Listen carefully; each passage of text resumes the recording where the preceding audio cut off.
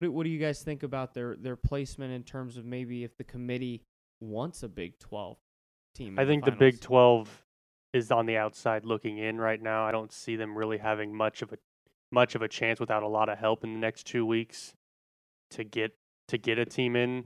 Yeah, you're gonna need Utah to lose, Oregon to lose. I think that the best chance for them is Bama loses to. I think Bama's would get in ahead of Oklahoma still. They're gonna put 2 SEC teams in over a Big 12 team. I think Bama would get in. A one-loss Bama would get in over an Oklahoma team, but that's just my which opinion. Is bold, but I'm sorry. I don't think Alabama doesn't think, have the schedule. I don't think opinion. Bama. I think Bama's. I don't think they'll make it this year. 11-1 I really don't. Bama, 12-1 Oklahoma. I think Bama probably would get in. That's rough, man. I could Because see it, at that point, I don't think you're crazy with that. The only reason why they may not is because of Tua being out, and that will affect things. I thought maybe Oregon will have a chance of jumping Bama this week just for that specific reason, but they didn't. They still respect Bama, but I don't think Bama has much of a chance of jumping into the top 4 without a lot of chaos.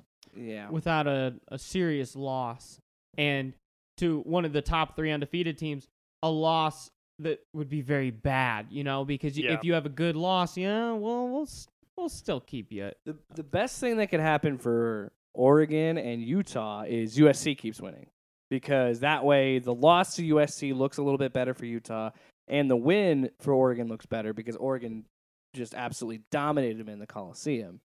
But to me, if I'm looking at it that way, if I'm looking at Utah, Oregon, Oklahoma, it's tough because if Oregon beats Utah, they're out. But if Utah beats Oregon, does Utah really deserve to be in over Oklahoma? Say K-State wins out, because K-State would be 9-3 if they win the rest of their games.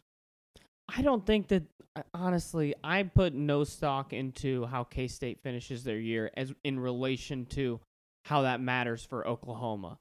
Oklahoma should be respected no matter what, like Alabama, and probably one rung below Alabama. But, K-State, I don't think is a team or a school where we need to say, oh, we only respect that win if they win out.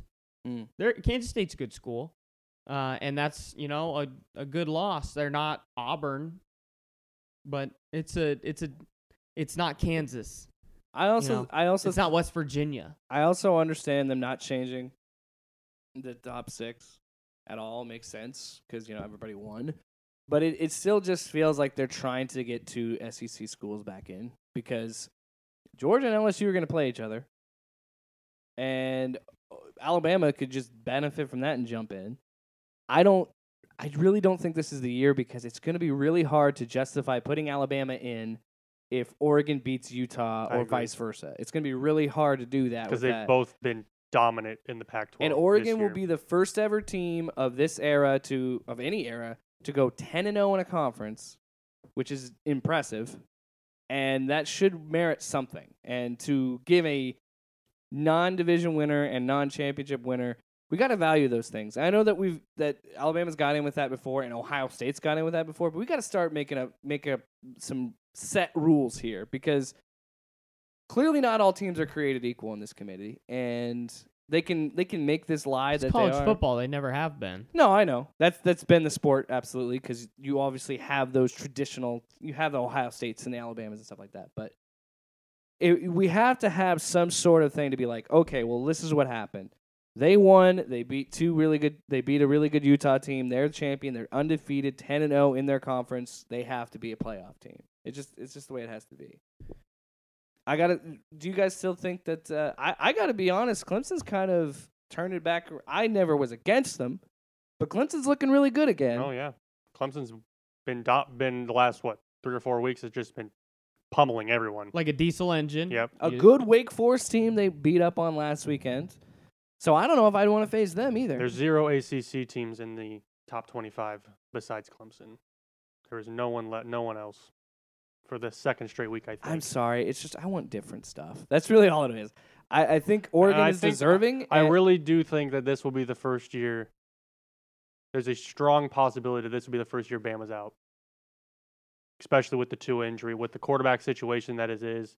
Unless they go out and dominate Auburn, which I don't see And happening. how quarterback, it's such a draw when you have the big name Yeah, quarterback. I don't see them going out and winning like when Ohio State jumped with Zeke and they beat Wisconsin by 60. Yeah, it was a shutout. I don't see the Bama backup doing quarterback. that. Yeah, I don't. So I don't think Bama, because Auburn is too good to do that Right. against. I But we'll see. I also there was another thing I was going to say, and I lost my train of thought. So off of that, we did post the poll on our Twitter page, and you can follow us at Loud Sports Pod.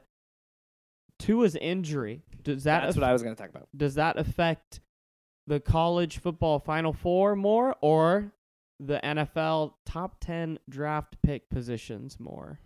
I think it affects the draft more because he's going to go. I think he'll go down further, which will benefit him because he'll get on a better I team. mean, he'll get less money. Yeah, but he'll be in a better situation.